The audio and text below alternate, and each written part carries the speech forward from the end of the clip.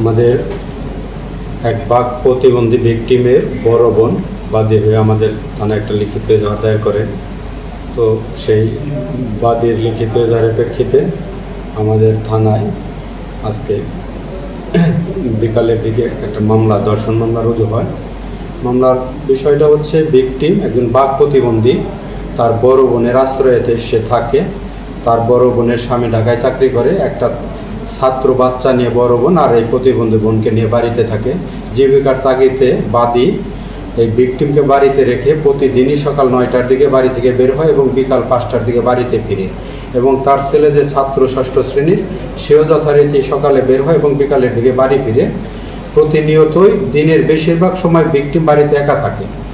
এই একা থাকার সুবাদে তার আপন খালাতো ভাই, আসামির নাম আমির মুন্সি, তার বয়স 35, সে ভিকটিমের বাড়ি ওখানে যাতায়াত করতো। যাতায়াত করার এক পর্যায়ে ভিকটিমের বাক প্রতিবন্ধী ভিকটিমের সাথে সে বিভিন্ন প্রলোভন দেখে বা ভয়ভীতি দেখিয়ে ভিকটিমকে মাঝে মধ্যে ধর্ষণ করত।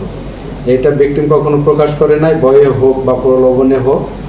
যথারীতি একদিন এক সাক্ষী তার বোনকে ডেকে ঘরের ভিতরে গিয়ে তাদেরকে খুব আপত্তিকর অবস্থায় দেখতে পেয়ে বাদী যখন বাড়িতে আসে বিকালে, তখন তাকে বলে যে তোমার খালাতো ভাই তো তোমার বোনের উপরে খারাপ কাজ করে, এই ধরনের একটা তথ্য তাকে দেয়। পরে বাদী তার বোনকে জিজ্ঞাসাবাদ করলে সে পরে জানায় যে তার এই খালাতো ভাই আসামি তাকে অনেক দিন আগে থেকেই মাঝে মধ্যে এসে দিনের বেলায় তাকে ধর্ষণ করত।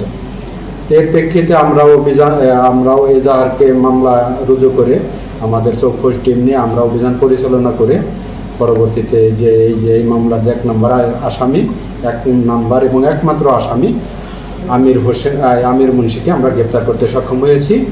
আমরা মামলার যে পরবর্তী কার্যক্রম, ভিকটিমের বিজ্ঞ আদালতে 22 ধারার জবানবন্দি এবং মেডিকেল পূর্বক ডিএনএ আলামত সংগ্রহ করে ডিএনএ পরীক্ষা এবং অন্যান্য যে কার্যক্রম, আমরা এইগুলো যথারীতি আইনগতভাবে ব্যবস্থা নিচ্ছি।